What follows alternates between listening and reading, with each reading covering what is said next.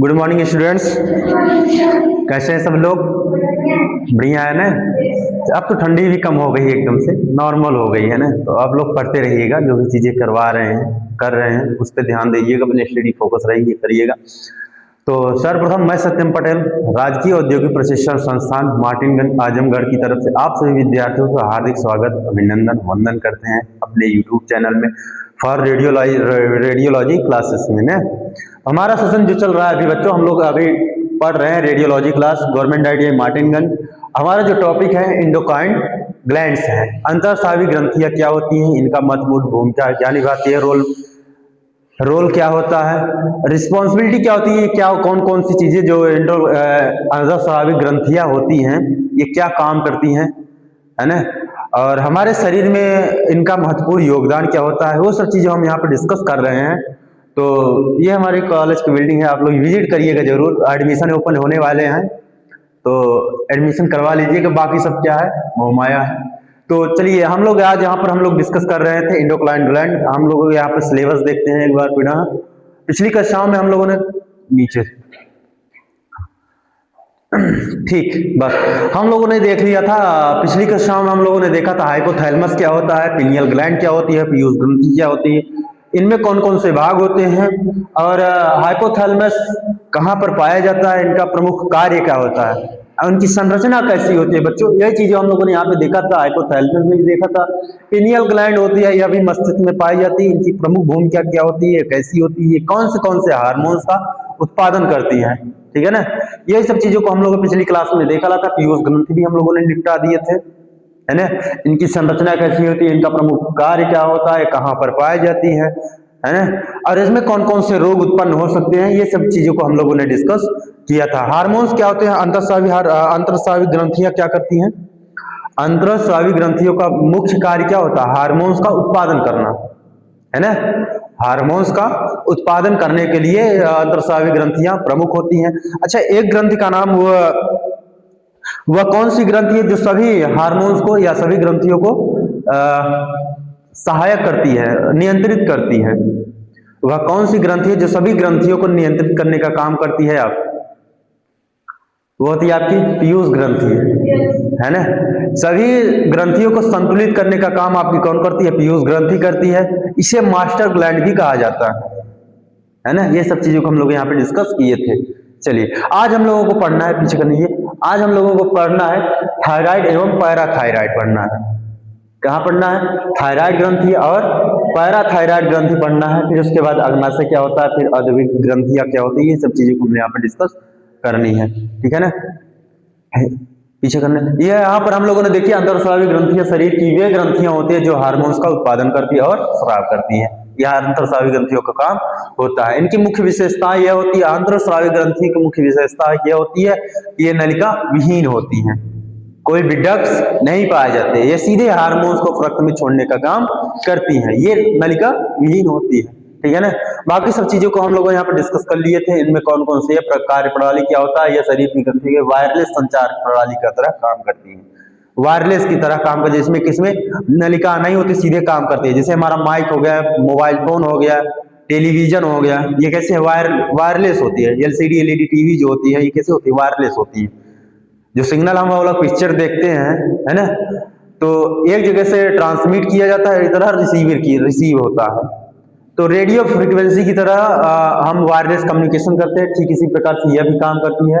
इसमें कोई डक्ट्स नहीं पाए जाते हैं, ये हार्मोन्स को सीधे रक्त में छोड़ने का काम करती हैं, ठीक है ना। चलिए फिर हम लोगों ने पढ़ा था प्रमुख ग्रंथियां क्या होती है, हाइपोथैलेमस हम लोगों ने देख लिया था, पिट्यूटरी ग्रंथि देख लिया था, और ये वाली पिनियल ग्रंथि, है ना, पिनियल ग्रंथि। आज हम लोगों को देखना है थायराइड, फिर पैराथायराइड, अर्धविक ग्रंथियां क्या होती है, एंड्रेनल क्या होती है, पैंक्रियाज क्या होती है, और जनन ग्रंथियां क्या होती है। यही चीजों को हम लोग सिलेबस में है, यही चीजों को हम लोग पढ़ना है। क्लियर बच्चों, ये वाली ग्रंथि हम लोगों को आज पढ़ना है, थायराइड ग्रंथि। चलिए बाकी सब चीजों को हम लोगों ने देख लिया है। आप लोग अगर क्लास में नहीं थे तो वीडियो पहुंच जाएगी, आपको वीडियो अपलोड हो जाएगी, इसमें नहीं है क्या,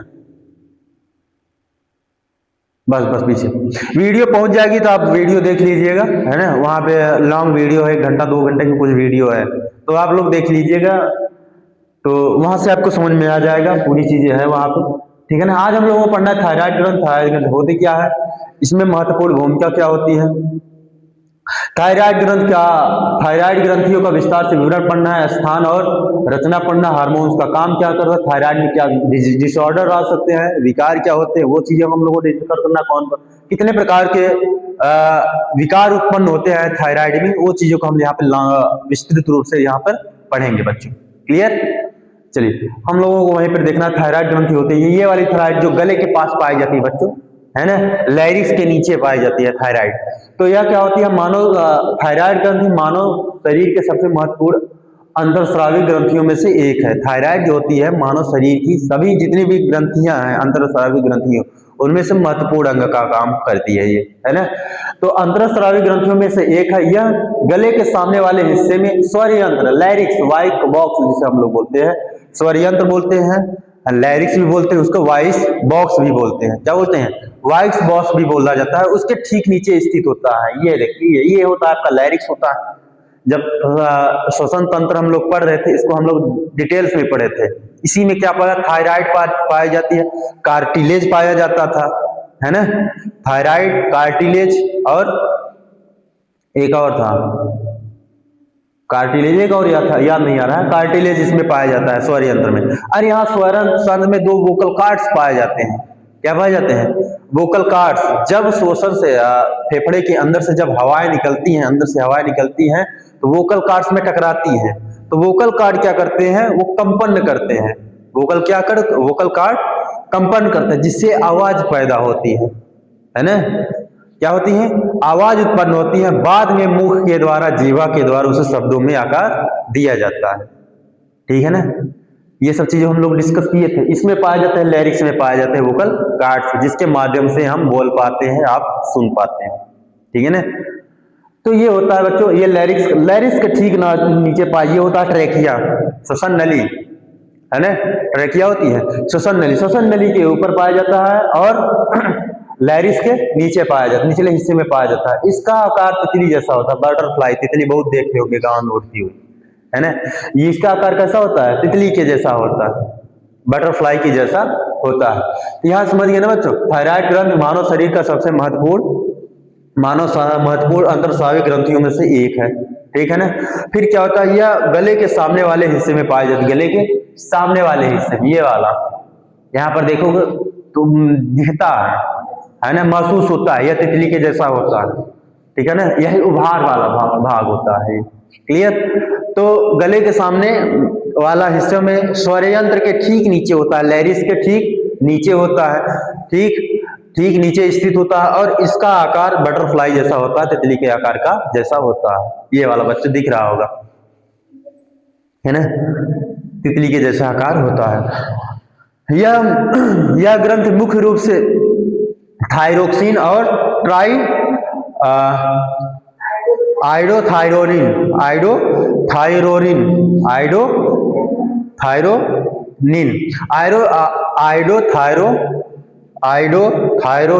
नामक हार्मोन्स का उत्पादन करती है, ठीक है ना। ये थायरोक्सिन T4 लिखा जाता है, शॉर्ट फॉर्म में T4 लिखा जाता है, थायरोक्सिन को क्या लिखा जाता है, T4, और ट्राई आइडोथायरोनिन को T3 के रूप में लिखा जाता है। आगे मिलेगा आपका T3 और T4, याद रहेगा ना। T3 किसको बोलेंगे, ट्राई आइडोथायरोनिन को T3 बोला जाता है, और थायरोक्सिन को T4 बोला जाता है, T4 लिखा जाता है शॉर्ट फॉर्म।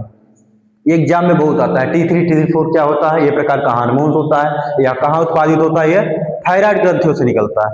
कहां से निकलता है, थायराइड ग्रंथि। यह ग्रंथि मुख्य रूप से थायरोक्सिन और ट्राई आइडोथायरोनिन नामक हार्मोन्स का उत्पादन करती है, जो शरीर को चयापचय, ऊर्जा स्तर, हृदय गति और शरीर के तापमान और विकार को नियंत्रित करता है, ठीक है ना। चयापचय क्या होता है, चयापचय शरीर की कोशिकाओं में भोजन को ऊर्जा के रूप में बदलने का काम, या भोजन को ऊर्जा के रूप में बदलने वाली क्रिया होती है।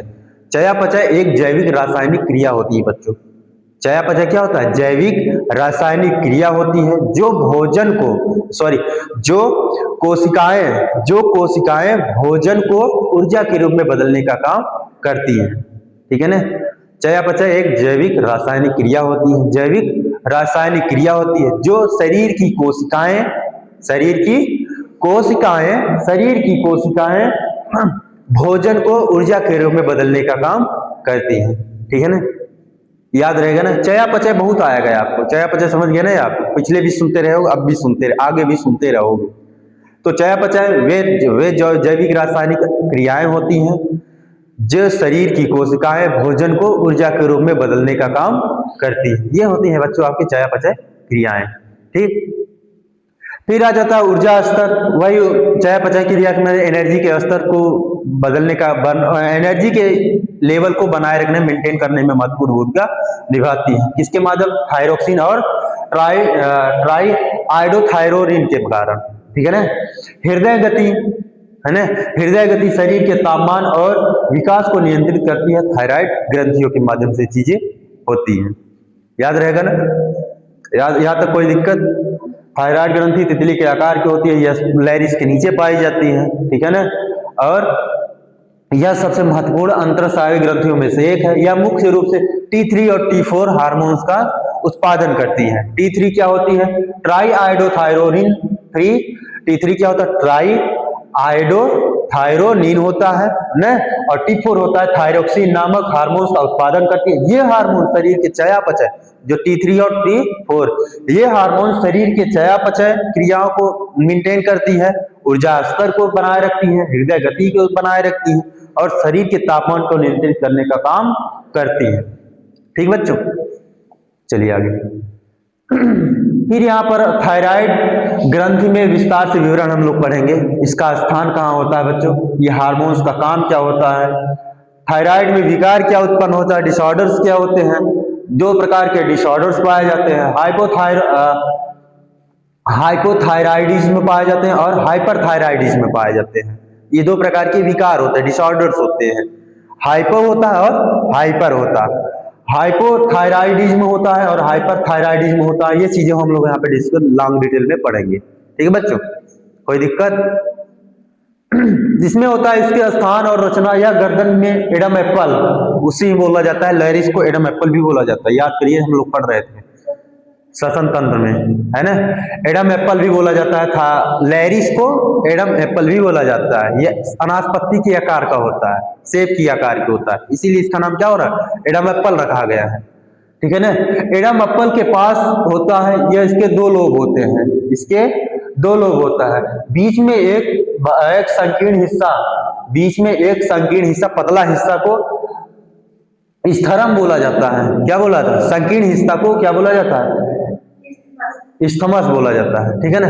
स्थमस से जुड़ा होता है। स्थमस से एक जो बीच का संकीर्ण हिस्सा होता है उसको स्थमस बोला जाता है, उसी से जुड़ा होता है। ठीक है ना? इसमें 2 लोब होता है, जो बीच में एक संकीर्ण हिस्से स्थमस से जुड़ा होता है। क्लियर? कहां से जुड़ा होता है? स्थमस से जुड़ा होता है। यह क्या होता है? एक संकीर्ण हिस्सा होता है, पतला हिस्सा होता है ना? इसी से पूरा जुड़ा होता है। कहाँ आपका थायराइड जुड़ी होती है। ठीक है ना?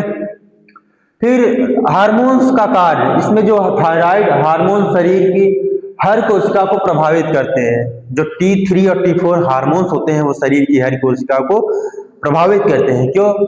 इसमें चयापचय की क्रिया पाई जाती है। चयापचय क्रिया क्या होती है? सभी कोशिकाएं जो होती हैं वो भोजन को ऊर्जा के रूप में बदलने का काम करती हैं। ठीक है ना?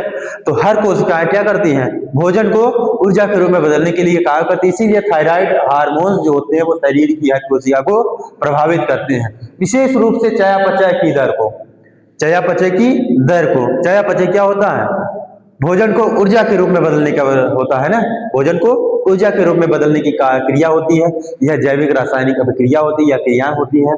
यानी यह तय करते हैं कि शरीर कितनी तेजी से कैलोरी जलाता है, कितनी तेजी से ऊर्जा का व्यय करता है ना? ऊर्जा का मात्रक क्या होता है? कैलोरी होता है ना? ऊर्जा का मात्रक क्या होता है? कैलोरी होता है। तो शरीर कितना काम करता है और कितना काम करने के दौरान ऊर्जा ही व्यय होती है। जब हम कोई काम कर रहे हैं, है ना। तो उससे क्या होती है, हमारे शरीर की ऊर्जा व्यय होती है। तो व्यय होती है या कितनी कैलोरी ऊर्जा नष्ट होती है, जलती है, उसी का काम करती है आपको हार्मोन्स करते हैं, ठीक है ना।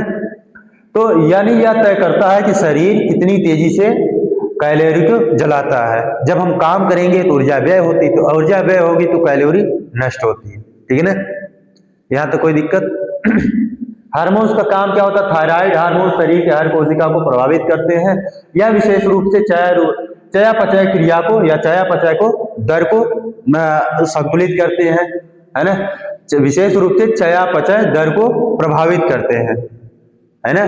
चयापचय की दर को प्रभावित करते हैं, यानी यह तय करते हैं कि शरीर कितनी तेजी से ऊर्जा को जलाता है या कितनी तेजी से कैलोरी को जलाता है, कितनी तेजी से काम कर रहे हैं, ठीक। फिर थायराइड में विकार आते हैं, थायराइड डिसऑर्डर्स होते हैं। क्या पढ़ना है, थायराइड डिसऑर्डर। ये होता है जब थायराइड ग्रंथि जरूरत से ज्यादा या कम, है ना। थायराइड ग्रंथि जब जरूरत से कम या ज्यादा हार्मोन्स बनाती हैं तो थायराइड की समस्या शुरू होती है। थायराइड में क्या होती है, समस्या शुरू होने लगती है। कब, जब थायराइड ग्रंथि जरूरत से ज्यादा या कम हार्मोन्स बनाती है। ज्यादा बना दी फिर भी दिक्कत है, कम बनाएगी फिर भी एक बैलेंस रूप में हार्मोन्स बनाना पड़ता है, ठीक है ना। बैलेंस के रूप में या एक सामान्य बैलेंस के रूप में सामान्य स्थिति में हार्मोन बनाना चाहिए। अब ज्यादा बना देगी फिर भी दिक्कत होगी, अगर कम बनाएगी फिर भी डिसऑर्डर्स होते हैं, ठीक है ना। तो जब थायराइड ग्रंथि जरूरत से कम या ज्यादा हार्मोन बनाती है तो थायराइड की समस्या उत्पन्न होती है। क्या उत्पन्न होती है, थायराइड की समस्या उत्पन्न होती है, जो मुख्य रूप से दो प्रकार की होती है। थायराइड में समस्याएं कितने प्रकार की होती है, दो प्रकार में होती है। पहला होता हाइपोथायराइडिज्म। पहला क्या होती है, हाइपोथायराइडिज्म। दूसरा होता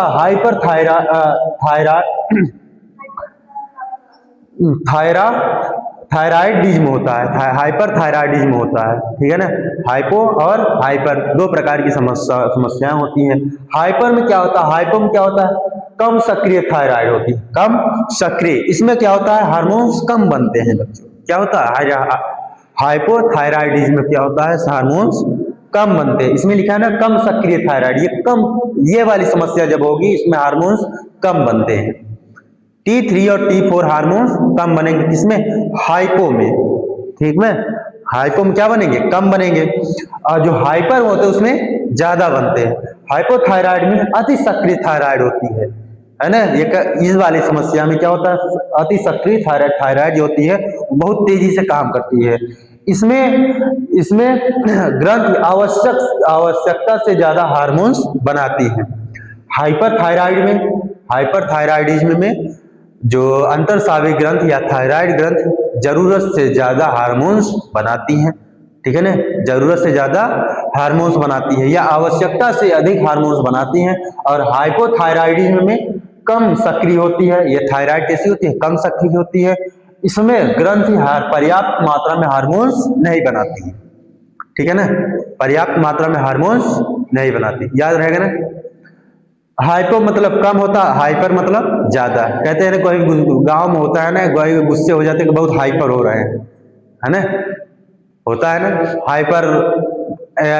ये वाला टर्म यूज करते हैं, बहुत ज्यादा हाइपर हो रहे हैं, ये टर्म होता है। हाइपर मतलब ज्यादा होता है, हाइपर मतलब कम होता है, ठीक है ना। हाइपर होगा तो इसमें हार्मोन्स आवश्यकता से अधिक हार्मोन बनेंगे, और हाइपो होगा तो उसमें हार्मोन कम बनेंगे।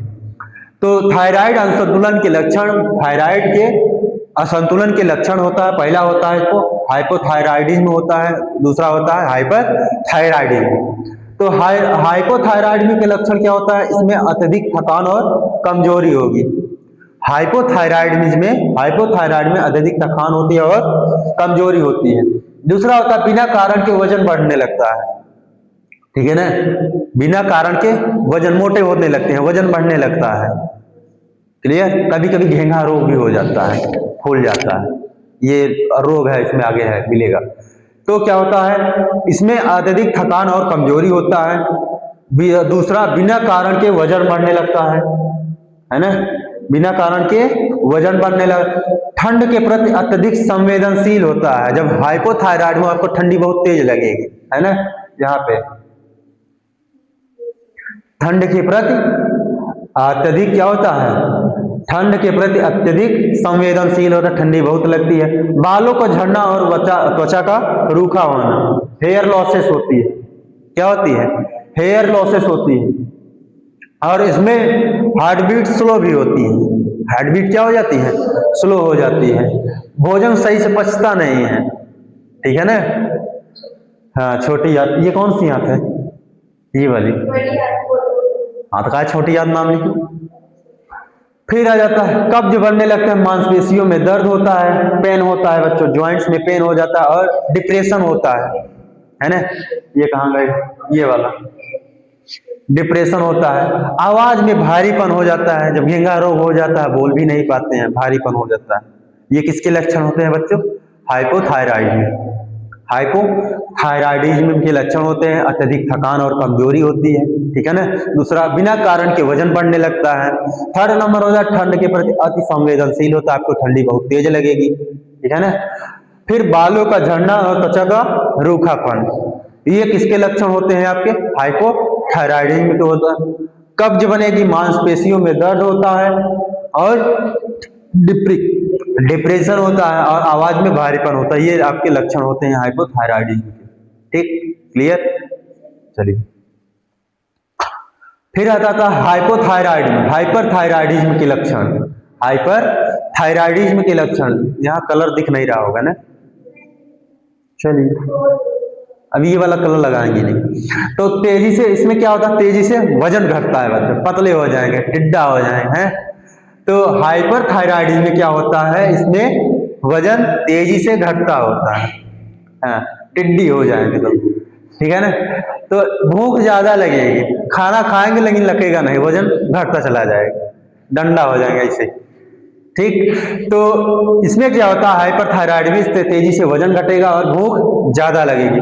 दूसरा, दिल की धड़कन तेज होता है, हार्ट बीट फास्ट हो जाती है, लेकिन उसमें हाइपो में हार्ट बीट कैसी है, स्लो होती है, इसमें हार्ट बीट फास्ट हो जाती है। सिकनेस आता है, साइकनेस, चिड़चिड़ापन उत्पन्न होता है, ठीक है ना।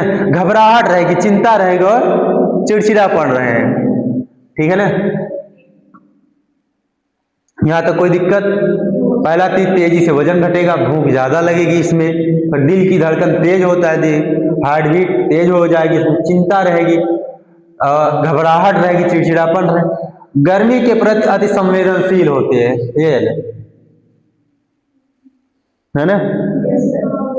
पसीना लगातार बहता रहेगा, इसमें गर्मी बहुत तेज लगेगी, लेकिन हाइपो में ठंडी बहुत तेज लगेगी।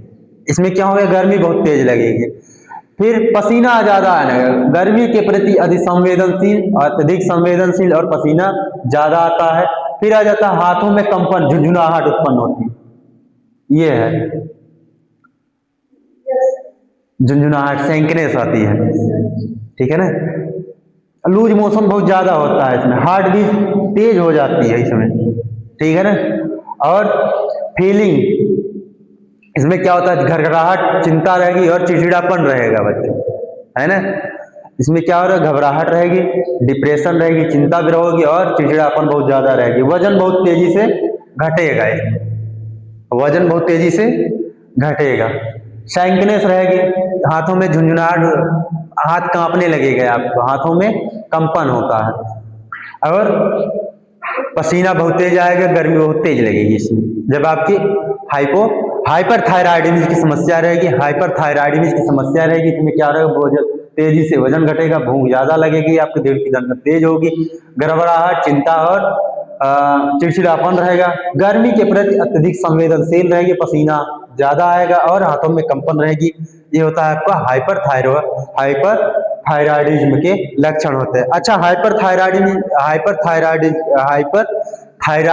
क्या होता क्या है?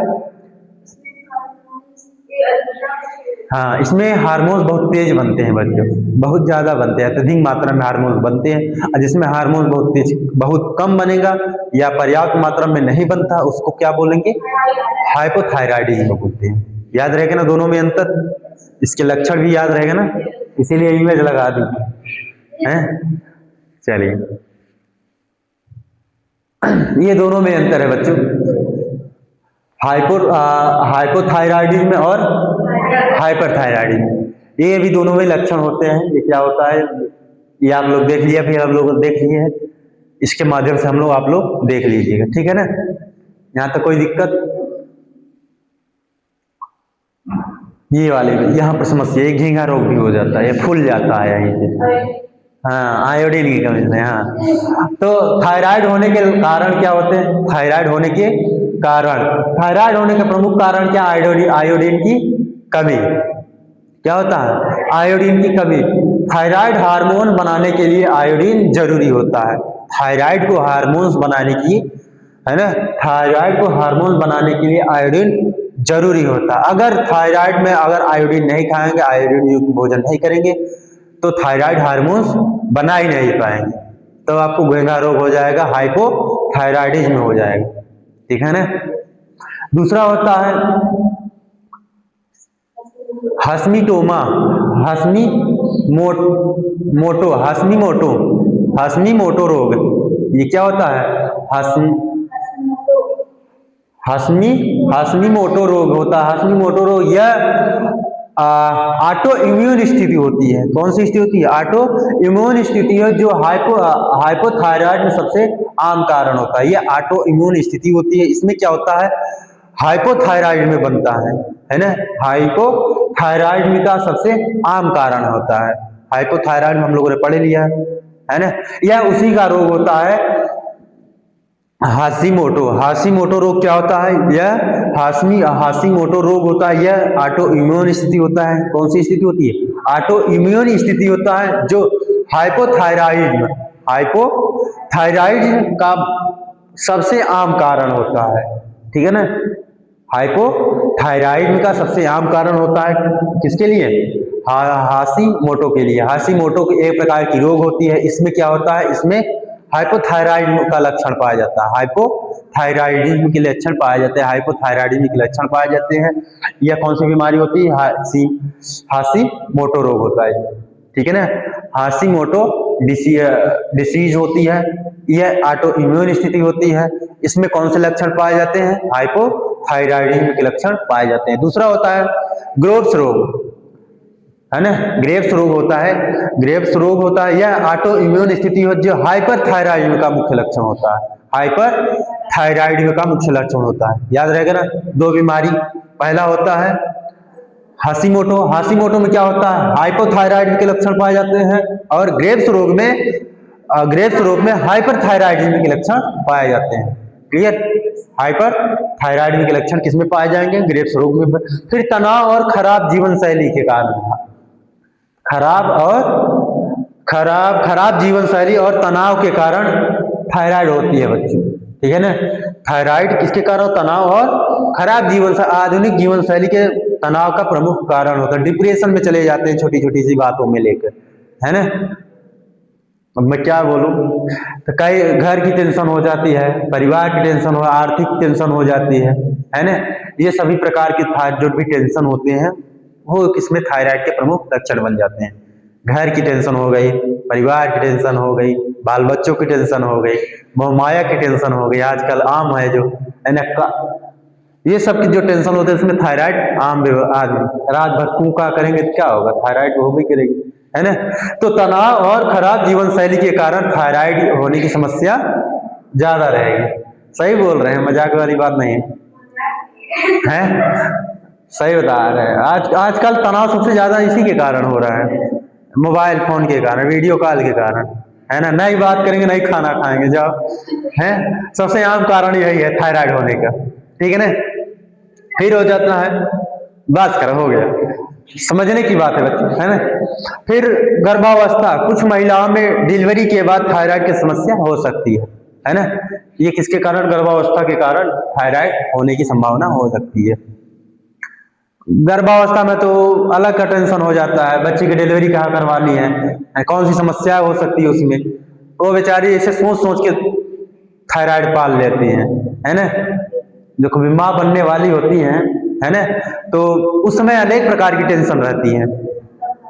हाँ जी बिल्कुल, तो उसी के कारण होता है ना, उसी में हो सकता है। तो कुछ महिलाओं को डिलीवरी के बाद भी थायराइड की समस्या हो सकती है। ठीक, यहाँ तक समझ गए ना। हाइपोथायराइड, इसमें क्या होता है, थायराइड की जांच। अगला पॉइंट क्या होता है, थायराइड की जांच। थायराइड विकार का पता लगाने के लिए रक्त परीक्षण किया जाता है, ब्लड टेस्ट किया जाता है। थायराइड का पता कराने के लिए क्या होता है, रक्त परीक्षण किया जाता है। तो THS होता है थायराइड उत्तेजक हार्मोन्स होता है, थायराइड स्टिमुलेशन हार्मोन्स। 1 मिनट इसका पॉज करना वीडियो। तो इसमें थोड़ा मैं आ रहा हूँ, थोड़ा काम है मुझे, है ना। तो थोड़ा मुझे काम आ गया था बच्चों, उसके लिए आप लोग का बहुत बहुत आभारी हूँ, सॉरी बहुत, है ना। तो भाग दौड़ भरी जिंदगी है, कभी न कभी काम आ जाता है, यहाँ आ जाता है। यहाँ पे ऑफिस में अकेले हैं इस समय, है ना। सर भी नहीं है, आप सर भी नहीं, इसीलिए तो थोड़ा मैनेज करना पड़ता है ना चीज़ों को। आप समझते हैं, इसीलिए हम आपके बहुत बड़े आभारी हैं चीज़ों को। तो हम लोग अपनी स्थिति को पढ़ते चले जाएंगे। थायराइड विकार को पता लगाने के लिए ब्लड टेस्ट कराया जाता है। इसमें कौन सी चीज कराई जाती है, TSH, मतलब थायराइड स्टिमुलेटिंग हार्मोन्स, है ना। TSH का फुल फॉर्म याद रखिएगा, थायराइड स्टिमुलेटिंग हार्मोन होता है। थायराइड स्टिमुलेटिंग मतलब उत्तेजक होता है, हार्मोन मतलब हार्मोन होता है ना। थायराइड स्टिमुलेटिंग हार्मोन्स या थायराइड उत्तेजक हार्मोन का टेस्ट कराया जाता है, TSH, thyroid stimulating hormones test होता है, ठीक है ना। तो इसमें क्या होता है, बढ़ा हुआ THS हाइपोथायराइड का संकेत देता है ना। अगर THS बढ़ा है, थायराइड स्टिमुलेटिंग हार्मोन्स अगर बढ़ा है ना, बढ़ा हुआ THS हाइपोथायराइडिज्म का होता है। सेम उल्टा होता है बच्चों यहाँ पे, है ना। अगर TSH बढ़ा है तो हाइपोथायराइड, अच्छा हाइपोथायराइड में क्या होता है, हार्मोन्स कम बनता है। क्या होता है, कम बनता है। यहाँ सेम उल्टा चीजें प्रोसेस हो रही है, ध्यान दीजिएगा, बहुत भयंकर कंफ्यूजन होता है इसमें। तो इसमें देखो, बढ़ा हुआ THS अगर बढ़ा रहेगा तो हाइपोथायराइडिज्म होता है। इसमें क्या होता है, हार्मोन्स कम बनता है। हाइपोथायराइडिज्म में क्या होता है, हार्मोन्स कम बनता है ना। जो हाइपोथायराइडिज्म की समस्या कब होगी, जब टेस्ट करवाने पर THS बढ़ेगा, संकेत देता है, जबकि कम THS हाइपरथायराइडिज्म का संकेत देता है, ठीक है ना। THS अगर ज्यादा रहेगा तो हाइपोथायराइडिज्म, है ना, हाइपोथायराइडिज्म होता है। और THS अगर कम रहेगा तब हाइपरथायराइडिज्म का संकेत देता है। क्लियर, यहाँ तो कोई दिक्कत, ठीक है ना। हाँ, तो जब बढ़ा रहेगा THS थायराइड स्टिमुलेटिंग हार्मोन्स का जब हम परीक्षण करवाते हैं, है ना, इसमें अगर THS बढ़ा रहेगा तो हाइपोथायराइडिज्म होता है, अगर THS कम रहेगा तो हाइपरथायराइडिज्म होता है। क्लियर। फिर हो जाता है T3 और T4 का परीक्षण। T3 क्या होता है, थायरोक्सिन, क्या होता है, पीछे जाना है 1 मिनट, हाँ ट्राई, बस इसमें क्या हो गया है, ये थायरोक्सिन। T4 क्या होता है, थायरोक्सिन होता है। और T3 क्या होता है, थायरोइन, ट्राईआइडोथायरोनिन T3 होता है। थायरोक्सिन क्या होता है, T4। क्लियर।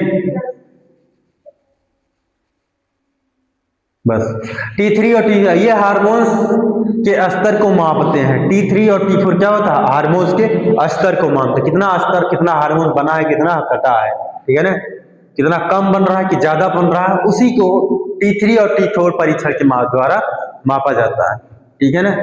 स्तर का पता, हार्मोन्स के स्तर को पता लगाया जाता है। फिर अल्ट्रासाउंड, ग्रंथ में सूजन या गांठ जांचने के लिए अल्ट्रासाउंड किया जाता है, ठीक है ना। थायराइड ग्रंथ में अल्ट्रासाउंड कब करेंगे, ग्रंथ की सूजन, है ना, थायराइड ग्रंथ में सूजन है या फिर इसमें ट्यूमर या गांठ है, उसके पता जांच करने के लिए अल्ट्रासाउंड किया जाता है। समझिए ना। इसमें क्या होता है, जांच, कौन कौन सी जांच होती है, टीएचएस होती है, फिर होता है T3 और T4 परीक्षण होता है, फिर होता है अल्ट्रासाउंड होता है। ठीक, T3 और T4 में क्या होता है, हाइपोथायराइडिज्म और हाइपर थायराइडिज्म का पता लगाया जाता है। अगर बढ़ा रहेगा, टीएचएस बढ़ा रहेगा तो हाइपोथायराइडिज्म होता है। अगर T3 मतलब सॉरी, अगर टीएचएस टीएचएस अगर घटा रहेगा या कम रहेगा तब क्या होगा, हाइपर थायराइडिज्म होता है। इसमें हाइपर थायराइडिज्म में हार्मोन ज्यादा बनते हैं। ठीक ना। फिर हो जाता है T3 पर, इसमें हार्मोन्स के स्तर को मापते हैं। ठीक ना। फिर आता है अल्ट्रासाउंड, इसमें ग्रंथ में सूजन या गांठ की जांच के लिए इसका इस्तेमाल किया जाता है, अल्ट्रासाउंड किया जाता है। फिर थायराइड का इलाज, ट्रीटमेंट, पहला होता है, पहला किसका, हम दो ही ट्रीटमेंट करेंगे। पहला होता है किसमें, हाइपोथायराइडिज्म का इलाज, दूसरा होता है हाइपरथायराइडिज्म का इलाज। यही तो लक्षण है, बीमारी विकार तो यही है ना, दो ही तो विकार होते हैं इसमें। कौन होता है, थायराइड, हाइपोथायराइडिज्म और हाइपरथायराइडिज्म, यही दो प्रकार के डिसऑर्डर्स पाए जाते हैं थायराइड ग्रंथि में। तो इसमें होता है आमतौर पर लेवोथायरोक्सिन, लेवोथायरोक्सिन नामक टैबलेट द्वारा सिंथेटिक हार्मोन दिया जाता है जो जीवन भर लेना पड़ सकता है। अगर हाइपोथायराइडिज्म होता है तो इसमें इसमें कौन सी टैबलेट दिया जाता है, लेवोथायरोक्सिन, लेवोथायरोक्सिन नामक टैबलेट का इस्तेमाल किया जाता है। ठीक है ना। लेवोथायरोक्सिन नामक टैबलेट द्वारा सिंथेटिक हार्मोन्स का सिंथेटिक हार्मोन दिया जाता है। ठीक है ना, सिंथेटिक हार्मोन्स दिया जाता है। और टैबलेट का नाम क्या है, लेवोथायरोक्सिन नामक टैबलेट का सिंथेटिक हार्मोन्स दिया जाता है जो जीवन भर लेनी पड़ सकती है। ठीक है ना, गारंटी नहीं है सही हो जाएगा, कुछ हद तक सही हो सकता है, कंट्रोल हो सकता है, लेकिन हमेशा लेना पड़ेगा। ठीक है ना। दूसरा होता है हाइपरथायराइडिज्म का इलाज, एंटी थायराइड दवाएं। इसमें क्या होता है, एंटी थायराइड दवाएं, जैसे मेथिमाजोल, जैसे क्या होता है मेथिमाजोल, रेडियो एक्टिव आयोडीन थेरेपी या सर्जरी के माध्यम से इसको ठीक किया जाता है। रेडियो एक्टिव आयोडीन थेरेपी, इसमें क्या होता है, एक्सरे किरणें निकलती है, एक्सरे के द्वारा इसको ठीक किया जाता है। रेडियो एक्टिव आयोडीन थेरेपी बोलते हैं इसको, रेडियो एक्टिव आयोडीन थेरेपी या सर्जरी के द्वारा इसको सही किया जा सकता है। इसमें दवाएं कौन होती हैं, मेथिमाजोल है ना, इसमें टेबलेट का नाम होता है मेथिमाजोल। इसके माध्यम से थायराइड का इलाज किया जा सकता है। हाइपरथायराइड का इलाज, एंटी थायराइड दवाएं जैसे मेथिमाजोल नामक एक टेबलेट आती है, या तो रेडियो एक्टिव आयोडीन थेरेपी या सर्जरी से इसका इलाज किया जा सकता है। रेडियो एक्टिव आयोडीन थेरेपी यह प्रकार की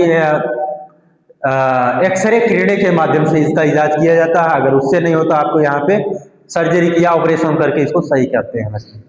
ठीक है ना, यहाँ तक कोई दिक्कत। चलिए, T3 और T4 परीक्षण आया है अभी ना, T3 और T4 परीक्षण, रक्त में थायराइड हार्मोन्स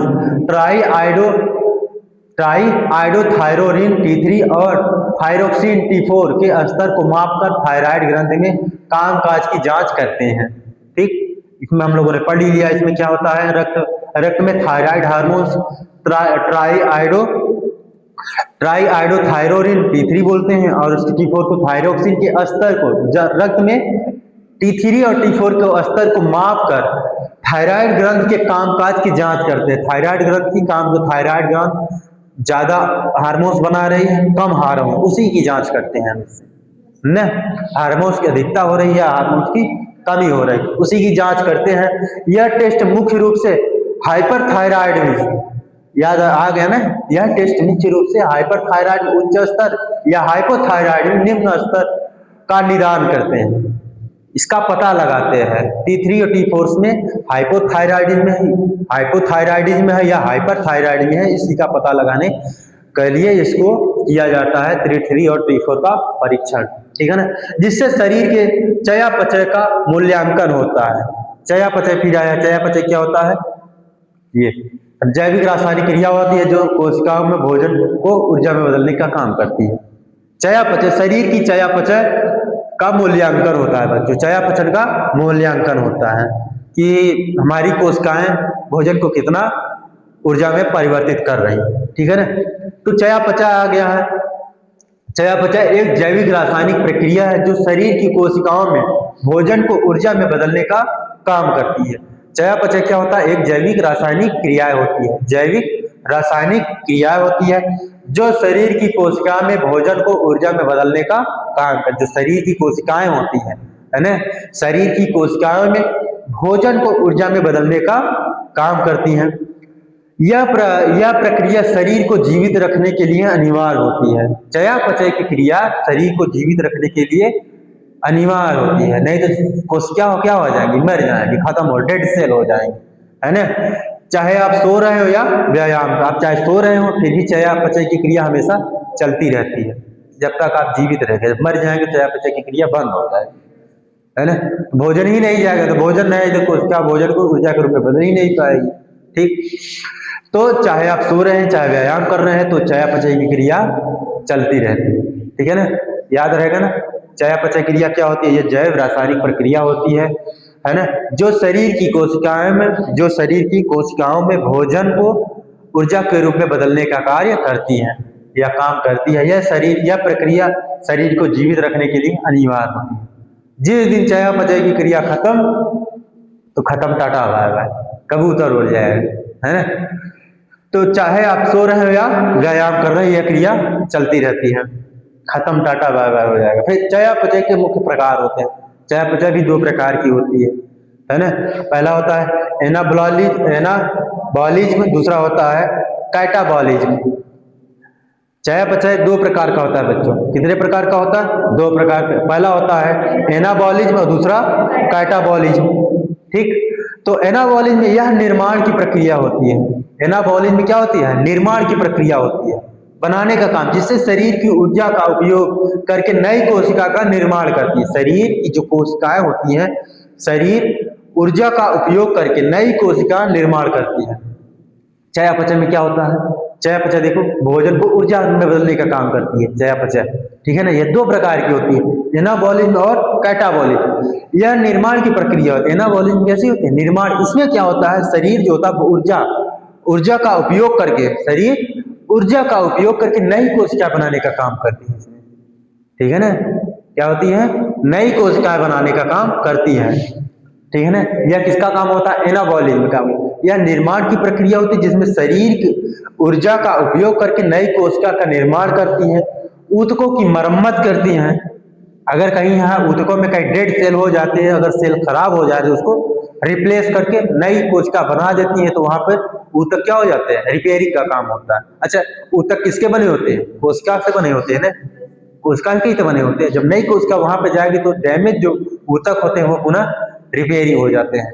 ठीक, तो ऊतकों की मरम्मत होती है, भविष्य के लिए ऊर्जा का संचय करती है, भविष्य के लिए ऊर्जा को स्टोर करने का काम करती है। ठीक, एनाबॉलिज्म में समझ में आ गया। एनाबॉलिज्म में होता क्या है? यह निर्माण की प्रक्रिया होती है जिसमें शरीर ऊर्जा का उपयोग करके नई कोशिका का निर्माण करती हैं, है ना। एनाबॉलिज्म में नई कोशिकाएं बनती हैं। जब नई कोशिका बन जाएगी तो ऊतकों की क्या होती है? रिपेयरिंग होती है, मरम्मत की जाती है और भविष्य के लिए ऊर्जा का स्टोर करती है, संचय करती है। दूसरा होता है कैटाबॉलिज्म। यह विघटन की प्रक्रिया होती है। क्या होती है? विघटन की, बिगाड़ने वाले, है ना, विघटन की, जिसमें कार्बोहाइड्रेट और वसा जैसे बड़े अणुओं को तोड़कर ऊर्जा मुक्त करती है। इसमें क्या होती है? विघटन की प्रक्रिया होती है जिसमें कार्बोहाइड्रेट और वसा जैसे बड़े अणुओं, है ना, तो कोशिका के अंदर कार्बोहाइड्रेट या वसा के बड़े अणुओं को तोड़कर ऊर्जा मुक्त की जाती है। यहाँ पे ऊर्जा स्टोर की जाती है एनाबॉलिज्म में, और यहाँ पर ऊर्जा मुक्त की जाती है। शरीर की कोशिका क्या करती है? ऊर्जा की मुक्त करती है। किसके द्वारा? वसा और कार्बोहाइड्रेट की बड़े अणुओं को तोड़ते हैं। जैसे हम पत्थर तोड़ते हैं या कोई काम करते हैं, पत्थर तोड़ते हैं, हमारा शरीर क्या होता है? थकता है ना, ऊर्जा मुक्त होती है ना, वहां से काम करने के लिए ऊर्जा की आवश्यकता पड़ती है। किसी भी कार्य करने के लिए ऊर्जा की आवश्यकता पड़ती है। जब हम ऊर्जा कोई काम कर रहे हैं तो अपनी ऊर्जा व्यय कर रहे हैं। क्या कर रहे हैं? ऊर्जा व्यय कर रहे हैं। ठीक है ना, तो जब हम ऊर्जा व्यय करते हैं तो भोजन ग्रहण करते हैं। क्या करते हैं? भोजन ग्रहण करते हैं। भोजन जब ग्रहण करते हैं, कोशिका क्या करती है? भोजन जब ग्रहण करती हैं तो चयापचय की क्रिया के द्वारा भोजन को शरीर जो होता है, भोजन या कोशिकाएं कोशिकाएं भोजन को ऊर्जा के रूप में बदलती है, फिर से हम एनर्जी फुल हो जाते हैं। ठीक है ना, फिर से क्या हो जाते हैं, एनर्जी फुल हो जाते हैं।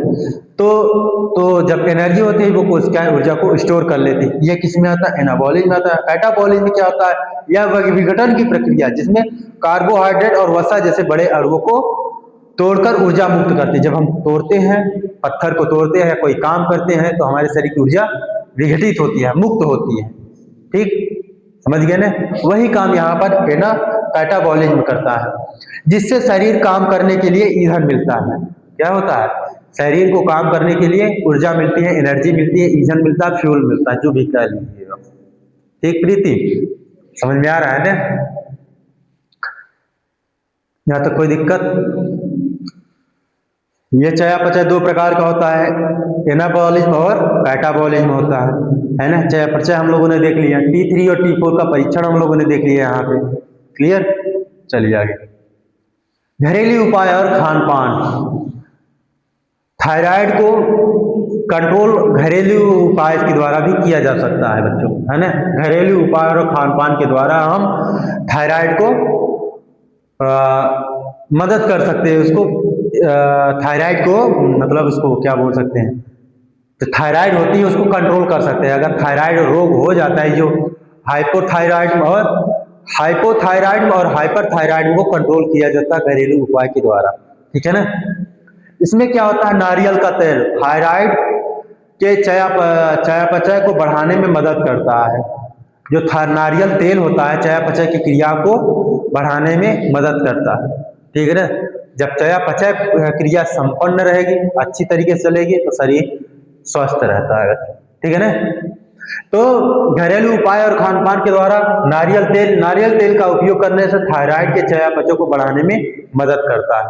ठीक है ना, थायराइड के चयापचय को बढ़ाने में मदद करता है कौन, नारियल तेल। अश्वगंधा, है ना, अश्वगंधा यह हार्मोन्स को संतुलित करने में मदद करता है। हार्मोन्स को संतुलित करने में कौन मदद करता है, अश्वगंधा हार्मोन को संतुलन करने में मदद करता है।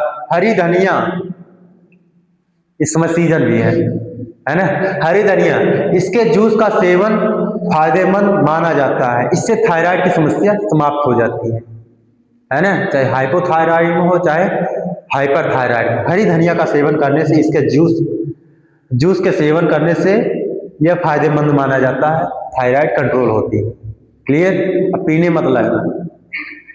क्या नहीं खाना चाहिए अगर थायराइड हो जाए, हाइपोथायराइड में हो जाए, तो आपको क्या नहीं खाना चाहिए? हाइपोथायराइड में सोया उत्पाद, ब्रोकली, पत्ता गोभी, ग्लूकेन युक्त पदार्थों का परहेज करना चाहिए। ग्लूटेन युक्त पदार्थों का परहेज करना चाहिए, जैसे पत्ता गोभी हो गया, ब्रोकली हो गया, है ना। सोया उत्पाद, सोयाबीन के जो तेल बनते हैं, है ना, उनका उपयोग कम करना चाहिए। ठीक है ना, समझ गए। हाँ, फिर क्या खाना है आपको, आयोडीन युक्त नमक खाना है बच्चों, टाटा वाला, है ना। तो आयोडीन युक्त नमक खाना है। हरी पत्तेदार सब्जियां खाना है, पालक हो गया, चौराई हो गया, चना की साग खाना हो, है ना, पालक खाने, और बथुआ खाना है, मेथी, हाँ, ये सब हरी सब्जियां खाना है आपको। और बादाम, और इसलिए मत खाना बच्चों, अच्छी नहीं चल लगती है, इसको नहीं खाना। लिख दिए हैं, अगर जो भी खा रहे हैं खा सकते हैं, लेकिन जो नहीं खा रहे हैं बच्चों मत खाइएगा। किसी को जीवन अपनी क्या बोलते हैं, अपनी विकार को या अपने फायदे के लिए किसी का जीवन नहीं लेना चाहिए, है ना। मछली खाने से नहीं हो सकता है, ये भी तो खा सकते हो आप, हरी सब्जियां। जो आप बेचारी, इसको कौन नहीं जीना चाहता, अभी बताओ। अभी आपको काटेंगे तो आपको दर्द होता है, आपको अगर एक कांटा चुभता है कितना भयंकर दर्द होता है। अब बेचारी मछली को जिंदा खा लेते हैं ने? जो चीज मछली में पाया जा रहा है, वसा पाई जा रही है, जो भी चीजें पा रहे हो सब्जियों में तो मिल रही है, भगवान ने बनाया है ना। तो सबको हाँ,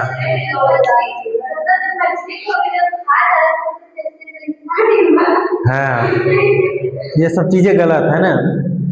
अपने जीव के स्वाद के लिए किसी की हत्या नहीं करना चाहते। उस राक्षस की कैटेगरी में आते हैं, दानव की कैटेगरी में। दानव क्या करते थे, हैं? सब पेड़ पौधे में जीव होता है, लेकिन भगवान ने उन्हीं चीजों को बनाया अच्छा उसमें, इसलिए उसमें सेंसरी नर्व नहीं पाए जाते बच्चों, ब्रेन नहीं पाया जाता है। ब्रेन पाया जाता है उनको दर्द नहीं होता है, बट ब्रेन पाया जाता है उसमें। अब कोई भी है उसमें, जैसे हमारा रक्त नहीं पाया जाता है, वो रक्त के रूप में अलग पदार्थ का पाया जाता है ना, उसमें जाइलम में फ्लोएम पाए जाते हैं, वो सब चीजों का भगवान ने इन्हीं को बनाया है हमको खाने के लिए। एक इंसान को बनाया है हरी सब्जियों को खाने के लिए। मांसाहारी जीव होते हैं, जैसे शेर होते हैं, शेर हो गए है ना, और भी भेड़िया हो गए, ये सब क्या होते हैं, मांसाहारी जीव होते हैं। ठीक है ना। एक फूड सर्कल बना है बच्चों, क्या बना है, एक फूड सर्कल, आप आगे पढ़ोगे वहां पे फूड सर्कल हो गया है ना। तो जैसे मनुष्य हरी सब्जी खाता है ना, हरी सब्जी खाता है, हरी सब्जियों को बकरी भी खाती है, बकरी को शेर खाता है, ये सब चीजें सर्कल चला जाता है ऐसे। हाँ पिरामिड बना है, इंटर में आप लोगों ने पढ़े थे, वो सब चीजें होती है। आप जब सब कुछ पढ़ के ये सब अनजान चीजें करोगे तो बेकार है ना। मेन थीम से ये होता है, तो आपको क्या खाना है, तो नमक खाना है, और हरी सब्जियां खाना, पत्ता गोभी खाना, बादाम खाना, और उसको नहीं खाना है। वो लिख दिए है, अगर जो कोई खा रहा है तो उसको कंट्रोल किया जा सकता है। ठीक है ना। चलिए अब हम लोगों को पढ़ना है पैराटाइलर ग्रंथियां, पैराथाइड ग्रंथियां होता है, पैराथायराइड ग्रंथियां। ठीक, पैराथायराइड ग्रंथियां एक बार पीछे करना, हम लोग यहाँ पे डिस्कस कर लेते हैं पुनः। है 10 मिनट बचा है ना, 27 हो रहा है। चलिए इसको हम लोग यहाँ आज के लिए यहीं तक करते हैं, एक बार इसको हम लोग डिस्कस कर लेते हैं। और पीछे करना, बस एक पिट्यूटरी ग्रंथि पहुंच गई, और पीछे बस थायराइड ग्रंथि। आज हम लोग यहाँ से पढ़े थे थायराइड ग्रंथि होती क्या है ना, इसमें कौन कौन से लक्षण पाए जाते हैं, और इसका विकार क्या होते हैं। ठीक है ना। और हम लोगों ने डिस्कस किया इसका स्थान कहाँ पाया जाए, इसका आकार कैसा होता है, वो सब चीजों को हम यहाँ पर डिस्कस कर ले। एक बार सरसरी निगाह से हम लोग फिर से देख लेते होता क्या है। मानव शरीर की सबसे महत्वपूर्ण अंतःस्रावी ग्रंथियों में से एक है, यह गले के सामने वाले हिस्से में पाई जाती है, ये वाली ग्रंथि है ना, गले के सामने वाले हिस्सों में पाई जाती है, गले के सामने, यह स्वर यंत्र के ठीक नीचे स्थित होता है, लैरिस के ठीक नीचे स्थित होता है, और इसका आकार तितली के जैसा होता है। ठीक है ना, इसका आकार कैसा होता है, तितली के जैसा। अच्छा यहाँ पे नाम नहीं रहेगा तो या पहचान लोगे ना यार, इसीलिए डायग्राम इसीलिए लगाते हैं बच्चों, किताब आपको देखने से चीजें ज्यादा याद होती है ना। अब थायराइड आपको याद आएगा, थायराइड ग्रंथि अगर कभी भविष्य में अगर आप कभी पढ़ोगे या कहीं आप किसी को बताना पड़ेगा तो आपको ज्यादा दिक्कत नहीं रहेगी। थायराइड ग्रंथि होती कैसी, यह थायराइड ग्रंथ अंतःस्रावी ग्रंथियों का सबसे महत्वपूर्ण हिस्सा होता है, यह गले के नीचे स्वर यंत्र के नीचे पाई जाती है, यह तितली के आकार की संरचना होती है ना। ये होती है थायराइड ग्रंथि। इसका डायग्राम भी आप बना लोगे, ट्रैकिया पर बना लेना है। ठीक है ना। यह ग्रंथि मुख्य रूप से थायरोक्सिन और ट्राई आयोडोथायरोडिन का नामक हार्मोन्स का उत्पादन करती है। कौन कौन से, थायरोक्सिन और ट्राई आयोडोथायरिन नामक हार्मोन्स का उत्पादन करती है, जो शरीर के शरीर की चयापचय की गति को नियंत्रित करते हैं, ऊर्जा स्तर को बनाए रखती है, हृदय गति, शरीर के तापमान और विकास को नियंत्रित करती है। ये हो गई। ठीक है ना। फिर यहाँ से हम लोगों ने डिस्कस कर लिया था इसमें थायराइड ग्रंथि के विस्तार से विवरण हम लोगों ने इसका स्थान देख लिया था। यह गर्दन के एडम एप्पल के पास में स्थित होती है। इसमें 2 लोब्स होते हैं, है ना, बीच में एक संकीर्ण हिस्सा होता है, उसी से जुड़ा होता है। हार्मोन्स का कार्य क्या होता है, ये हम लोगों ने देख लिया था।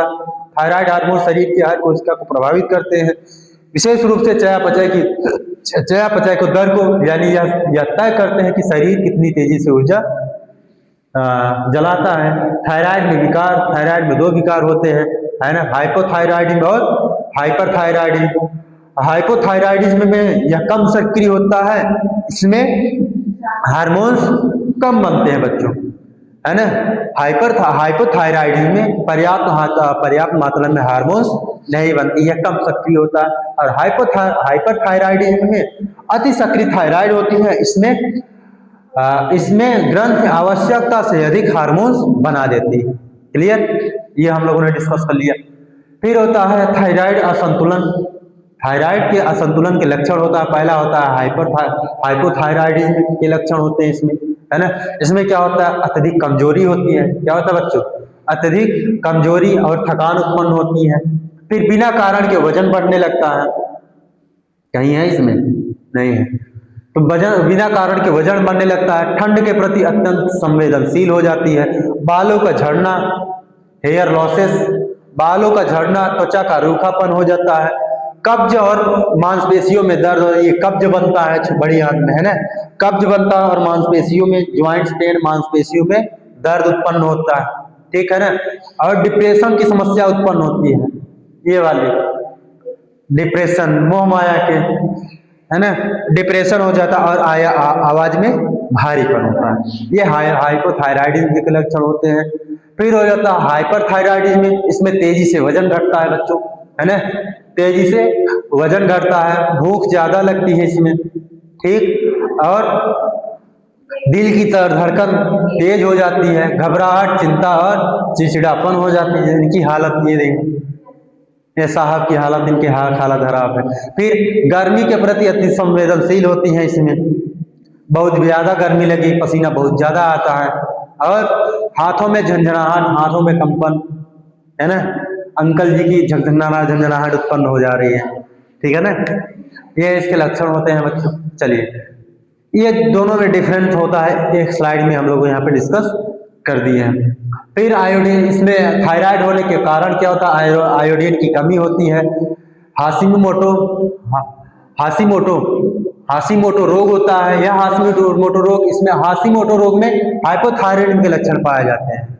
हाशिमोटो रोग में हाइपोथायराइडिज्म के लक्षण पाए जाते हैं और ग्रेव्स रोग में हाइपरथायराइडिज्म के लक्षण पाए जाएंगे।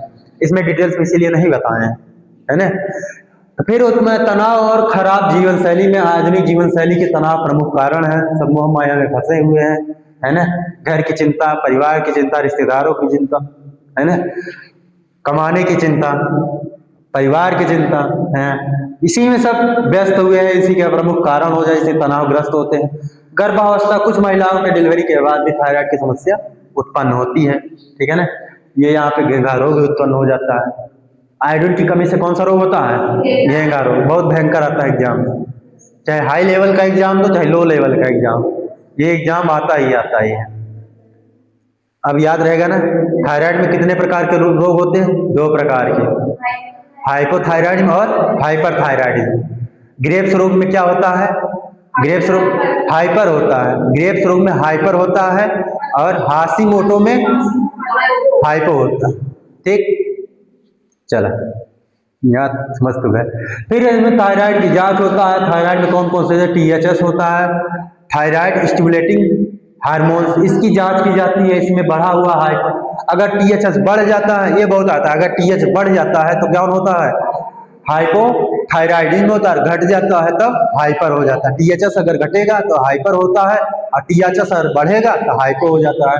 फिर T3 और T4 परीक्षण, ये भी हार्मोन के स्तर को मापते हैं, है ना। इसका परीक्षण T3 और T4 का परीक्षण किया जाता है, अल्ट्रासाउंड की जाती है। अल्ट्रासाउंड किसके लिए किया जाता है, ग्रंथि में सूजन या गांठ के लिए किया जाता है बच्चों, ठीक है ना। फिर थायराइड का इलाज, थायराइड का इलाज के लिए 2 ही विकार होते हैं, उनका इलाज करना होता है, हाइपोथायराइडिज्म का इलाज और हाइपरथायराइडिज्म का इलाज होता है। तो हाइपोथायराइड का इलाज के लिए आमतौर लेवोथायरॉक्सिन नामक टेबलेट दिया जाता है, या सिंथेटिक हार्मोन दिया जाता है जो जीवन भर लेनी पड़ सकती है टेबलेट, ठीक है ना। और हाइपरथायराइड के लिए एंटी थायराइड दवाएं जैसे मेथिमाजोल रेडियो एक्टिव आयोडीन थेरेपी किया जाता है, या तो सर्जरी के माध्यम से इसको ठीक किया जा सकता है ना। चलो, फिर उसके बाद T3 और T4 का परीक्षण होता है, हम लोगों ने पढ़ लिया था। T3 है ना, ये चीजें हम लोगों ने देख लिया था। चयापचय यह जैविक रासायनिक प्रक्रिया जो शरीर को कोशिका में भोजन को ऊर्जा के रूप में बदलने का काम करती है।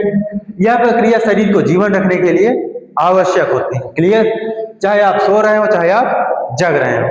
फिर होता है चयापचय के प्रकार, एनाबॉलिज्म होता है और दूसरा कैटाबॉलिज्म, है ना, कैटाबॉलिज्म। ये 2 प्रकार की चयापचय की क्रियाएं होती हैं, क्लियर। घरेलू उपाय और खान पान के द्वारा थायराइड को ठीक किया जा सकता है। पहला नारियल का तेल थायराइड को चयापचय को बढ़ाने में मदद करता है, नारियल का तेल। दूसरा होता है अश्वगंधा, यह हार्मोन को संतुलित करने में मदद करती है। हरी धनिया, इसके जूस का सेवन करने से फायदेमंद माना जाता है, थायराइड कम हो सकती है। फिर हो जाए क्या नहीं खाना चाहिए, हाइपोथायराइड का सोया उत्पाद, ब्रोकली, पत्ता गोभी और ग्लूटेन युक्त पदार्थों से परहेज करना चाहिए, ठीक है ना। फिर हो जाता है क्या खाना चाहिए, आयोडीन युक्त नमक खाना, पत्तेदार सब्जियां खाता है, बादाम खाना और बस, है ना। पालक खानी होती, ठीक है ना, पालक पनीर खाना। चलिए बहुत बढ़िया। तो आज के लिए इतना ही बच्चों, अगली कक्षा में हम लोग पढ़ेंगे। अगली कक्षा में हम लोगों को पढ़ना है पैराथायराइड ग्रंथियां क्या होती है ना, ये कहाँ पर पाई जाती है, इसकी संरचना कैसी होती है, इनमें कौन कौन सी दोष पाए जाते हैं, इसको ठीक कैसे किया जाएगा, ये सब चीजों को हम लोग डिस्कस करेंगे अगली वाली कक्षा में। तो आज के लिए इतने बच्चों, आप सभी विद्यार्थियों से विनम्र निवेदन है, आप लोग चैनल को सब्सक्राइब कर लीजिएगा और जितने भी सेशन को शेयर कर दीजिएगा, ठीक है ना, ताकि आने वाले फ्यूचर में आने वाले जो बच्चे हैं उनको मदद मिल सके, ठीक है ना। तो आज के लिए इतना ही, बहुत बहुत धन्यवाद।